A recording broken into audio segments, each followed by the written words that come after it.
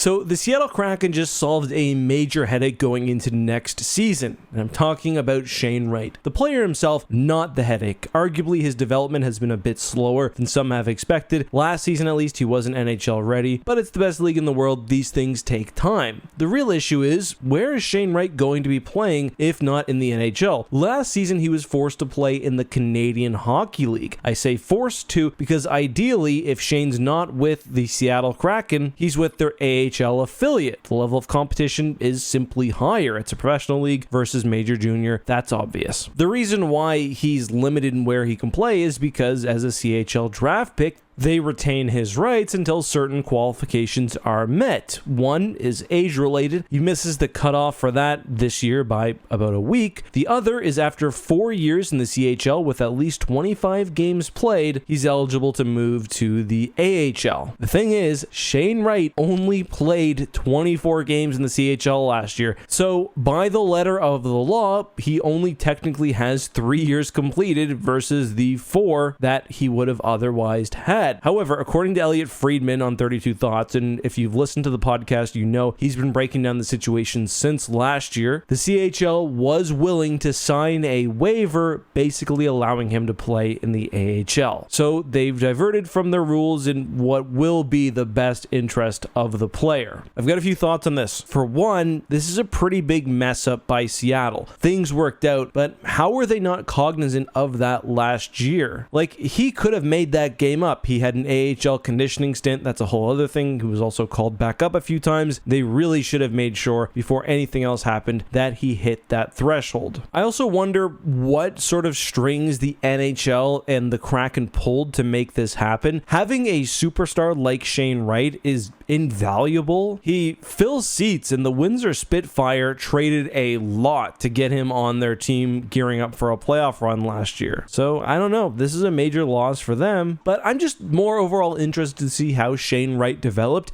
He did get that goal last year. He looked pretty good in the AHL, but I don't think there was really much for him left to do in the O. Like, he was a step above the kind of player you'd expect to see there. Just my thoughts though. Let me know yours below.